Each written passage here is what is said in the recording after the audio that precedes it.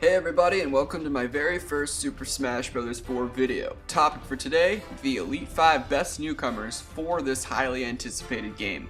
Now, this is my very first video, and I wanted to start creating an online community via YouTube because I'm so excited for this game and realized how awesome it would be to experience it with other people. Also, with the reveal of Super Smash Bros. Nintendo Direct airing on Tuesday, I thought that this would be a great time to get my channel started. Onto the video, newcoming characters are probably the most exciting aspect of speculation. This isn't a countdown, and no characters are in any particular order. This is all based off of my opinion, so it's expected that not everyone will agree. I'm currently making a second video about every other newcomer that has potential, because there are definitely more than 5 that would make great choices. And I was getting tired of every other top newcomer list having loads of third-party characters or biased favorites. This list, in my opinion, represents some of the most supreme Nintendo characters that would make Super Smash Bros. 4 great. Also, I wanted to say that I won't be covering every last aspect about each character. While this is speculation, I'm not looking to have debates. Expressing and talking about ideas is one thing, but arguing is rather pointless. Keep in mind this is for fun. That being said, let's start with the notorious space pirate, Ridley. To be honest, I don't think he's as likely as I had wanted, but that's not going to stop me from expressing my belief that he's one of the best choices, regardless of his size. We really have a significant character to Nintendo. He's extremely iconic, has loads of moveset potential, he's highly popular, and is the most important villain in a huge series that has poor representation in Smash Bros., Metroid. The main reason people neglect supporting him is because of his apparent size. They don't think he's viable because he's too large. Even if that's true, or even if Sakurai feels the same way, does that make him a bad character choice? No, because if Sakurai managed to correctly create a Smash Bros. Playable Ridley, how happy would we all be? It would be amazing if Sakurai made it happen, and for a character like Ridley, why wouldn't he go out of his way to make it happen? He's done it for other characters that have had viability issues, why not Ridley? His size really isn't an issue, if you think about it, because of the magic of resizing.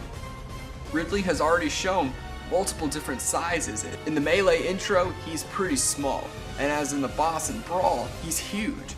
Then take the Metroid series, he varies in size all the time in those games too. So if he's resized yet again, what's the issue? How he fights? Maybe. Ridley is shown to be capable of so much that it seems like it would be too powerful for the other characters. However, if you watch the boss fight with Ridley from Metroid Other M, you notice how mobile and combative he is. It's not like he's a clunky tank, he has a thin body frame, making it very easy to create a fitting moveset and that's not overpowered or too awkward. There is evidence that causes me to think that Sakurai chose to not make him playable. This includes Sakurai commenting on a picture of the day, stating an enemy from Samus's past may appear at any time, or something like that. This is most likely a reference to Ridley. Is he a stage hazard now? I really don't know, because Sakurai is really tricky and isn't straightforward. Unfortunately, I feel Ridley may have ended up as an interactive stage hazard, like Yellow Devil from the Wily's Castle stage, but nothing official about Ridley has been confirmed. For some reason, I don't see why Sakurai would bluntly suggest, through a simple comment, that Ridley isn't playable. Maybe he's bluffing, trying to play with our minds, who knows? But I still hope for this badass pterodactyl to make it. He definitely deserves it. Dixie Kong has virtually everything she needs to become a newcomer. Most of this is pretty obvious, as she's a very significant and historic character. She has good popularity, recognition, has unique abilities to set her apart from Diddy, she's female, was planned to be playable in Brawl, and is extremely relevant because she made a return to Donkey Kong Country. I always kept her and King K. Rool on even terms, because they are both great in their own ways. But with Donkey Kong Country Tropical Freeze, the latest DK console game, featuring Dixie Kong as a primary main character, I feel that she has taken the lead. King K. Rool was completely absent yet again as a main villain, and if you take Sakurai's patterns into consideration, one would assume that Dixie Kong has earned the priority. I'm a firm supporter of bringing both Dixie and King K. Rool into SSB4 together, but I think it's safe to say that Sakurai won't be leaving Dixie out this time. I shouldn't have to explain why Isaac is such an amazing character choice. Supreme popularity, moveset potential, and the fact that he was an assist trophy in Brawl all favor his inclusion. Golden Sun is a beloved series by its fans and is a successful series to Nintendo, and has enough presence for Isaac to be a newcomer. The series is still relevant and has a chance to receive another game. I couldn't see Sakurai forgetting to add Isaac, considering how great he is overall.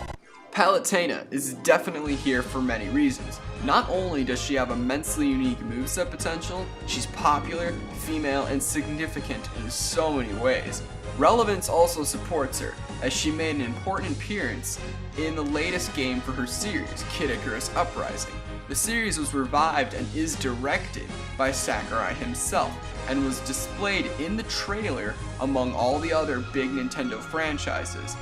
Palutena made multiple revival appearances in Brawl, and Kid Icarus Uprising displays her awesome personality and fighting potential. She makes too much sense to leave out, and these leaks seem to suggest that I may be right. I'm not going to spend time speculating if they're real or not, because that could take a whole different video. However, I will say that if they turned out to be fake, they are some of the most elaborate and best done fakes I've ever seen for Smash. Personally, I feel she's one of the strongest candidates, and would definitely welcome her inclusion. None other than the most popular and powerful Pokemon in existence, Mewtwo. His return to Super Smash Bros. Would be one of the most important things Sakurai can do, as he deserves to be a newcomer more than any other character. Everything is bending to his priority, and I don't see Sakurai ignoring it again.